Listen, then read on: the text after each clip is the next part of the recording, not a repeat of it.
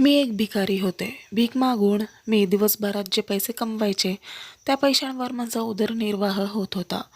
पण अचानक एक दिवस मी बघितले की मार्केटच्या बाहेर रस्त्याच्या कडेला एक महिला वेदनेने तडफडत होती.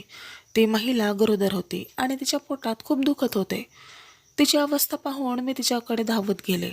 तेव्हा ती मला हळूच म्हणाली की कृपया माझी मदत करा. माझ्या डिलिव्हरीची वेळ झाली आहे. तेव्हा मी लगेच त्या महिलेला घेऊन माझ्या झोपडीमध्ये आले. काही वेळात त्या महिलेने एका बाळाला जन्म दिला.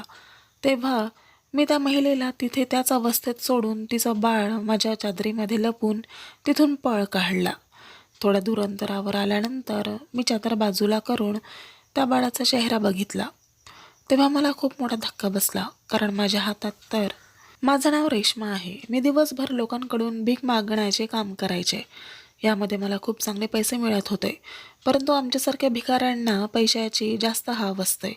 कितीही पैसे मिळाले तरी ते आम्हाला कमीच वाटायचे. दिवसभराच्या थकव्यानंतर जेव्हा मी घरी यायचे तेव्हा अंथरुणावर पडल्याबरोबर झोपी जायचे. माझ्या नवऱ्याला बघून मला खूप राग यायचा. म्हणून मी माझ्या झोपडीत येताच भांडी इकडे तिकडे फेकून द्यायचे आणि माझ्या नवऱ्याबरोबर भांडण करायचे की तू काहीच काम करत नाहीस, दिवसभर तू असाच पडून असतो. तू बघ, मी दिवसभर किती मेहनत करून भीक मागून पैसे कमवते, पण तुझ्या तोंडाला तर फुकटची खायची सवय झाली आहे. माझे बोलणे ऐकून माझ्या नवऱ्याला राग यायचा आणि तो रागाने झोपडीमधून बाहेर निघून जायचा. मग मी मागून आणलेले अन्न जमिनीवर बसून आरामात खायचे. आमचे खाणे गरिबांपेक्षा चांगलेच असायचे. त्यांच्या नशिबात चटणी भाकरी असते, पण आमच्या जिभेला नवनवीन पदार्थ चाखायला मिळायचे. माझे आयुष्य असेच चालले होते. अशातच एक दिवस माझ्या आयुष्यामध्ये एक रहस्यमय घटना घडली. रोजप्रमाणे मी भीक मागत होती. तेवढ्यात माझी नजर एक मार्केटमधून बाहेर पडणाऱ्या एका महिलावर पडली. मार्केटच्या बाहेर ती रस्त्याच्या कडेला येत असते. महिला वेदनेने तडफडू लागली. तिची अवस्था बघून मी लगेचच त्या महिलेच्या जवळ पोहोचली. तेव्हा ती हात जोडून मला विनंती करू लागली, दीदी कृपया मला मदत करा, माझ्या डिलिव्हरीची वेळ झाली आहे. तिचे हे वाक्य ऐकताच मी तिला लगेच माझ्या झोपडीमध्ये घेऊन आले.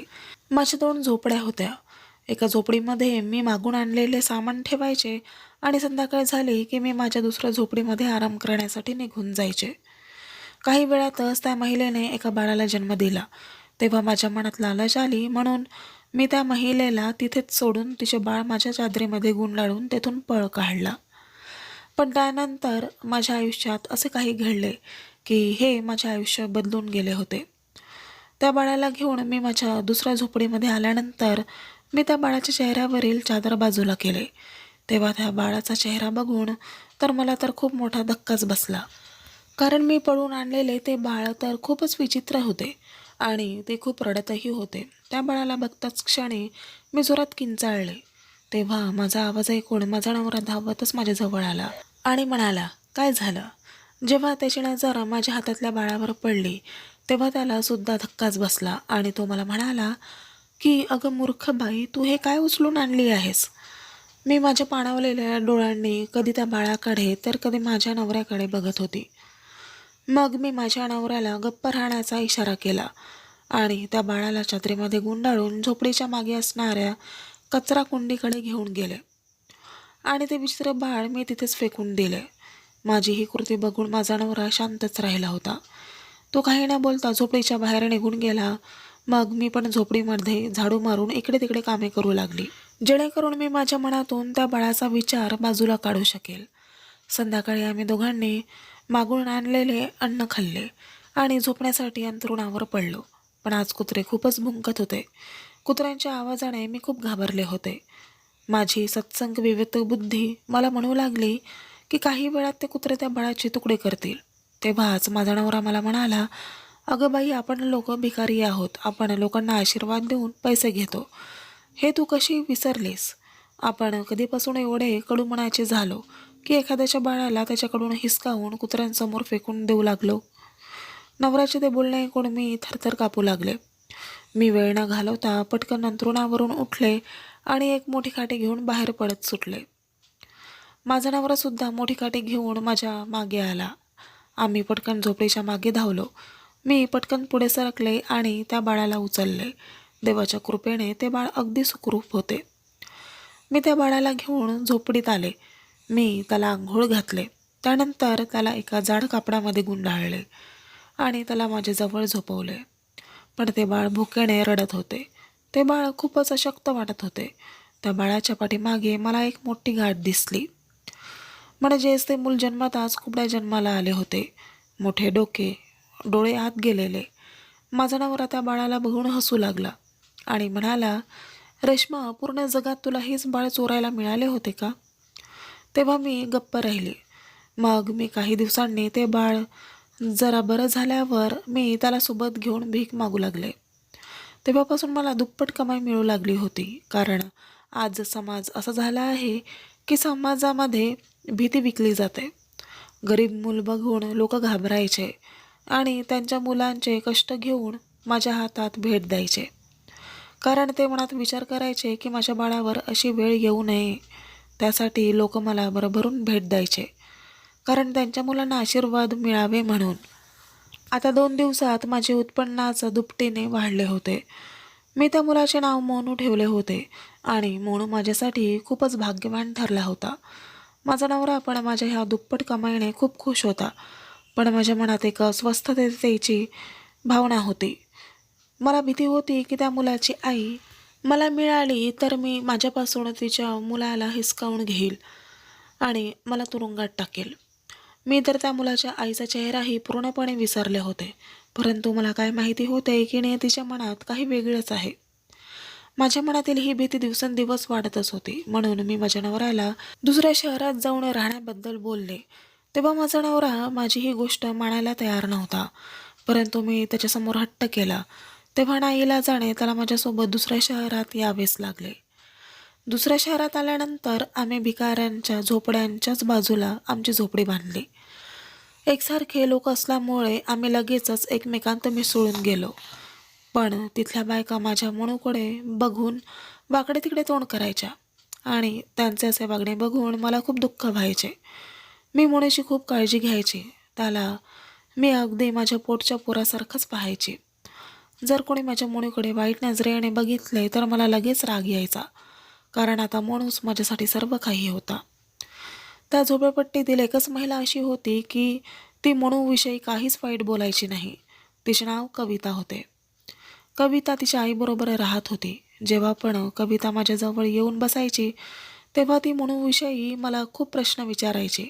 त्यामुळे मला कवितावर संशय येऊ लागला, कारण ती नेहमी मनूकडे लालची नजरेने बघत असायची. कदाचित मनूमुळे माझी जी कमाई व्हायची ते बघून तिच्या मनात लालच आली असेल. जेव्हा मी माझ्या मनातील भीती माझ्या नवऱ्याला सांगितले तेव्हा तो हसत म्हणाला की तू मनूला असे लपवून ठेवते जसे काही तो सोन्याचा कानाचा आहे.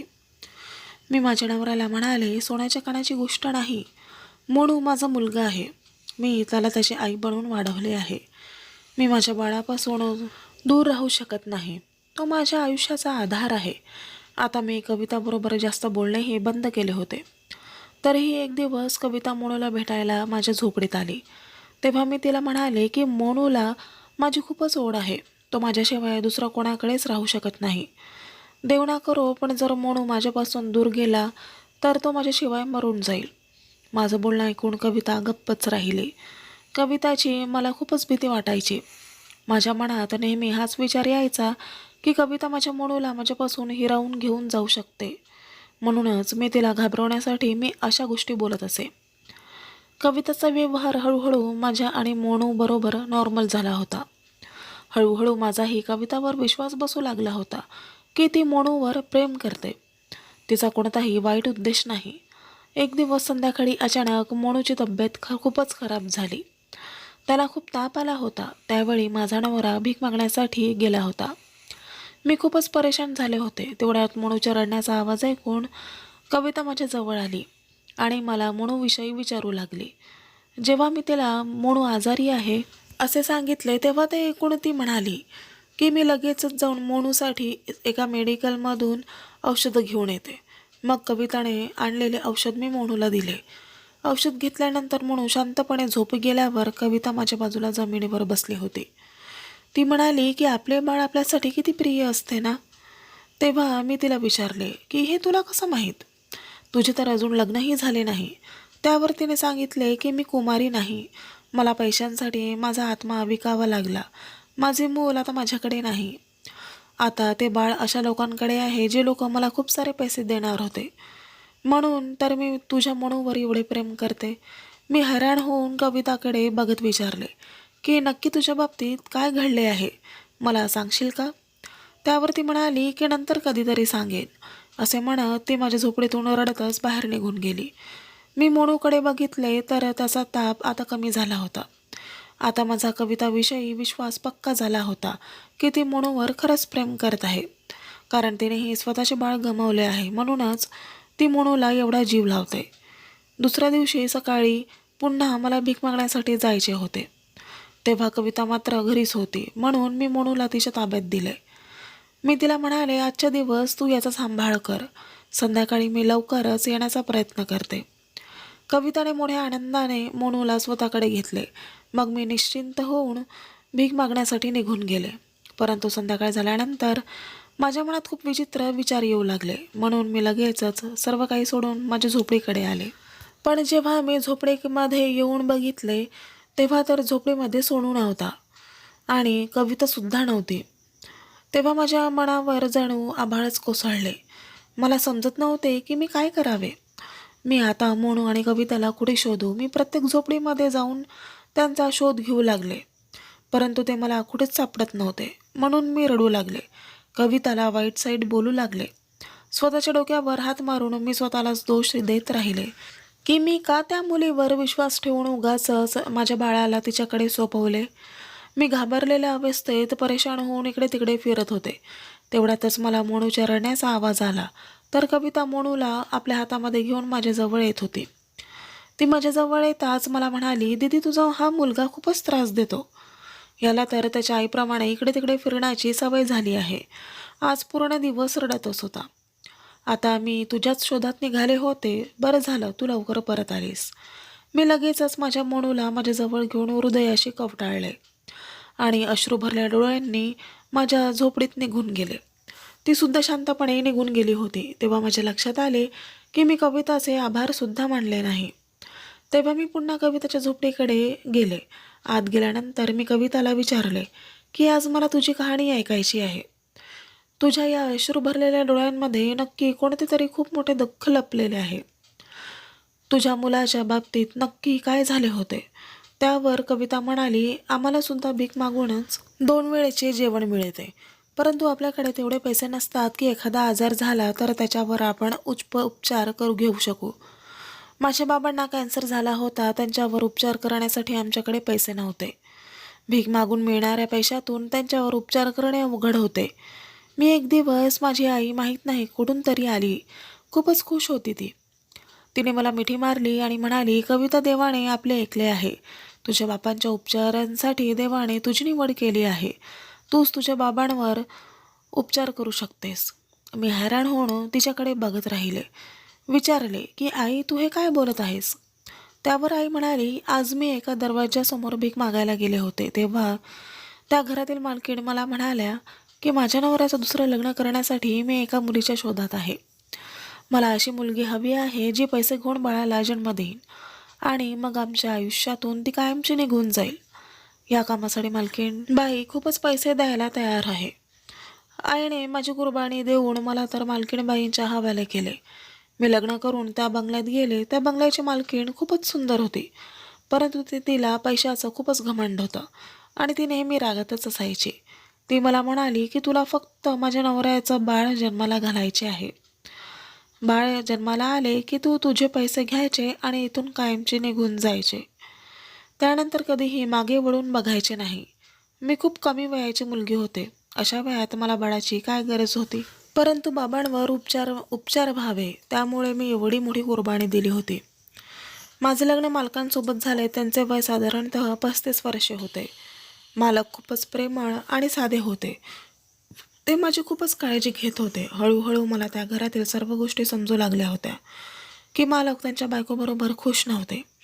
तो तिच्या वागणुकीमुळे वैतागले होते. मालकीणबाई मालकांसमोर माझ्याबरोबर खूप चांगली वागायच्या, पण जसे मालक घराबाहेर पडायचे तसे ते माझ्यावर पूर्ण अधिकार गाजवायचे. एक दिवस मी मालकीणबाईंच्या पायाची मालिश करत असते. त्यावेळी ती मला म्हणाली, तुझी खरी लायकी तर माझ्या पायाशी आहे. त्याच्या पुढे जाण्याचा विचारसुद्धा करू नकोस.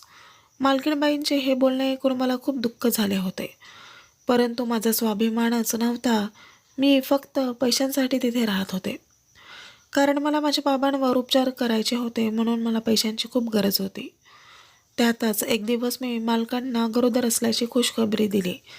त्यावेळी त्यांना खूपच आनंद झाला होता. ते जगातील कोणतीही वस्तू आता माझ्या पायासमोर आणून ठेवायला तयार झाले होते. त्यांनी मला घरातील महाराणी बनवून ठेवले होते. ते मला बेडवरून एक पाऊलही खाली सुद्धा उतरू देत नव्हते. मालक नेहमीच ऑफिसवरून आता फोन करून नोकरांना सूचना देत होते की मालकीणबाईंना कसलीही कमी पडायला नको. ही गोष्ट जेव्हा माझ्या मालकिणीला समजली तेव्हा तिला या गोष्टीची भीती वाटत होती की आता माझा नवरा माझ्यापासून दूर जाईल. पण खरोखर एका अर्थाने तिला आनंद झाला होता, कारण तिला मनातून असेही वाटत होते की लवकरात लवकर मी बाळ जन्माला घालावे आणि तिच्या नवऱ्याला सोडून निघून जावे. जेव्हा माझा 5वा महिना चालू झाला तेव्हा ती मला म्हणाली की अशीच बसून नको राहत जाऊ, त्यापेक्षा कधी कधी बाहेर जाऊन चक्रा मार, घरात पोछा मार. असे केल्याने तुला बाळाला जन्म देताना त्रास होणार नाही. एक दिवस खूपच गरमी होती आणि मी हॉलमध्ये पोछा मारत होते. खरं तर मला खूप भूक लागली होती, पण मालकीणबाईंचा असा आदेश होता की जोपर्यंत काम पूर्ण होणार नाही तोपर्यंत खायला मिळणार नाही. अशाच अवस्थेमध्ये मी काम करत राहिले. शेवटी मला चक्कर आली आणि मी खाली कोसळले. त्यानंतर काय झाले मला काही माहिती नाही. परंतु जेव्हा मला शुद्ध आली तेव्हा मी हॉस्पिटलच्या बेडवर होते. माझ्या बाजूला आज परेशान झालेले मालक बसले होते. त्यांच्या डोळ्यांमध्ये पाणी होते. ते मला म्हणाले, कविता, तू तुझी काळजी का घेत नाही? त्यांचं बोलणं ऐकून मी रडू लागली आणि त्यांना म्हणाली की मालक, मी तुमच्या घरामध्ये एका कामवालीप्रमाणे आहे ना, त्यामुळे मला मालकीणबाईंचे सर्व आदेश पाळावेच लागतात. मालकीणबाई माझ्याकडून काम करून घेतात, त्या मला नीट जेवायला सुद्धा देत नाहीत. मालकीणबाईंनी मला सांगून ठेवले आहे की मी जसे बाळाला जन्म देईन त्यानंतर मी लगेचच या घराबाहेर पडायचे आहे, नाहीतर त्याच स्वतः मला घराबाहेर काढणार आहेत. मी भावनांच्या भरात मालकांशी बोलत होते. माझे बोलणे ऐकून मालक एकदम स्तब्ध झाले होते. माझ्याकडे बघत होते. ते मला म्हणाले की कविता, जर अशीच गोष्ट होती तर ही गोष्ट तू मला अगोदरच का सांगितली नाहीस? एवढे बोलून ते माझ्याजवळून उठून निघून गेले. दुसऱ्या दिवशी मला हॉस्पिटलमधून डिस्चार्ज मिळाला आणि मी घरी आलो तेव्हा मला तेथील नोकरांकडून समजले की मालकीणबाईंची खूप बेइज्जती केली आहे. मालकांनी घरातील प्रत्येक नोकराला विचारले की मालकीणबाई कविताबरोबर कशा वागायच्या. यावर सर्वांनी जे सत्य होते ते मालकांना सांगितलं. नंतर मालकाने मालकीणबाईंना त्यांच्या रूममधून बाहेर काढले. त्यानंतर मालकांनी तुमचे सामान त्यांच्या रूममध्ये सेट करून ठेवले आहे. त्यांनी मालकीणबाईंना सांगितले आहे की तू तुझं तोंड मला दाखवू नकोस. आता तर मला खूप भीती वाटत होती, कारण मालकीणबाईंनी खूप रागातून माझ्या आणि माझ्या बाळासोबत काही वाईट केलं तर. मला मालकीणबाईंचा रागाची खूप भीती वाटत होती. मी तर कधी विचारसुद्धा केला नव्हता की हे सर्व घडेल. मला पक्का विश्वास होता की मालकीणबाई नक्कीच माझ्याशी बदला घेणार आणि मला या गोष्टीची भीती होती. तेच झालं. मालक आपल्या बिझनेसच्या कामासाठी दुसऱ्या देशात निघून गेले होते. तेव्हा मालकीणबाई माझ्या रूममध्ये येऊन मला धमकी देत होत्या. त्या तर आता माझ्या अवकात दाखवू लागल्या होत्या. त्यांचे असे म्हणणे होते की तुझी अवकात दाखवण्यासाठी मला 1 मिनिटसुद्धा लागणार नाही. तर मला म्हणाल्या, तू भिकारी नाहीस.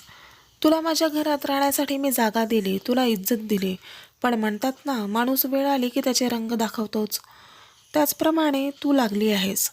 मी त्यांना काहीच उत्तर दिले नाही. मी काय करू काय नाही माझे मलाच समजत नव्हते. मालकीणबाईने मला धक्के मारून घराबाहेर हाकलले होते. 2 दिवस मी त्यांच्या घराबाहेरच फिरत होते. मी भुकेने खूप अस्वस्थ झाले होते. त्यानंतर माझी तब्येत एवढी खराब होऊ लागली की मला समजलेच नाही की माझ्या डिलिव्हरीची वेळ जवळ आली आहे. मी मार्केटच्या बाहेर एका महिलेची मदत मागितली. त्यावेळी तिने मला तिच्या झोपडीत नेले.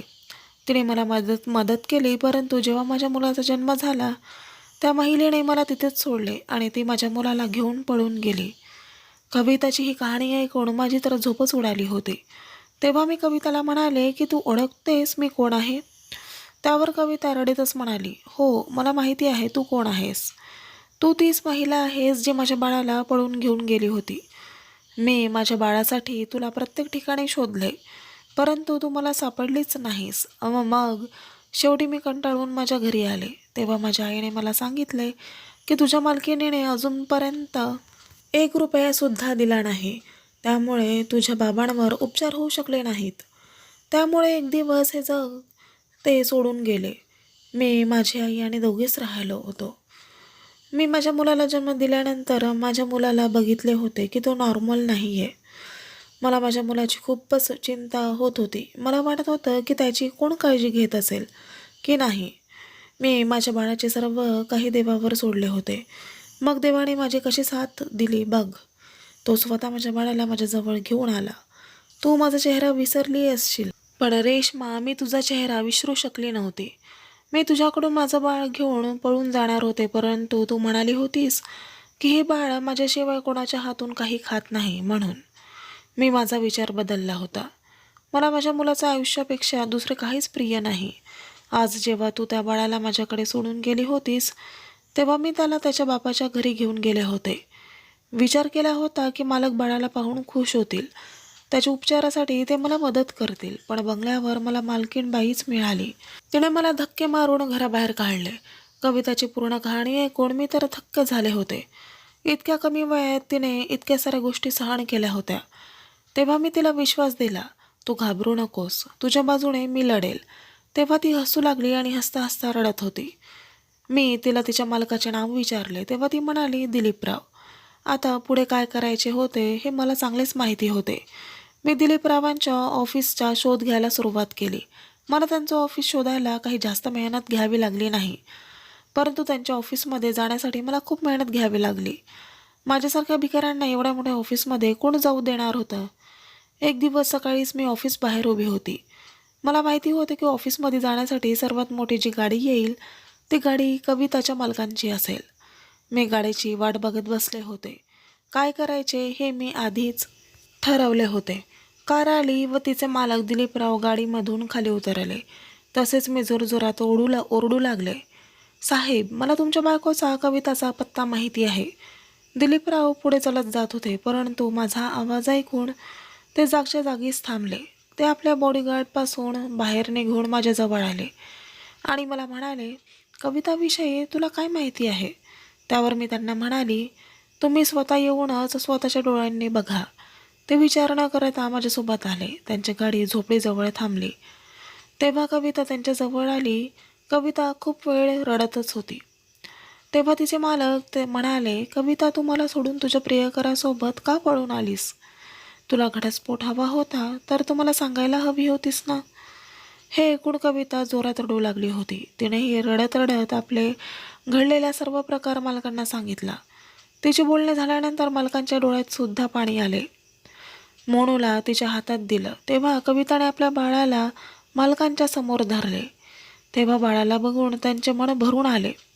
त्यांनी लगेच त्यांच्या बाळाला आपल्या हातामध्ये घेतले व आपल्या मुलाला सोबत घेऊन गेले. आता मी एकटेच राहिले होते. माझ्या मनाच्या आठवणीत रडत होते. माझे मन कोणत्याही गोष्टींमध्ये करमत नव्हते. असेच रडत रडत 1 आठवडा पूर्ण झाला. तेव्हा एक दिवस मालक आणि कविता मोठ्या गाडीमध्ये बसून आले होते. कविता म्हणत होती की तिच्या आईला नेण्यासाठी आली आहे. कविता म्हणत होती की मालकीणबाईंनी स्वतःहून मालकांना घटस्फोट दिला आहे.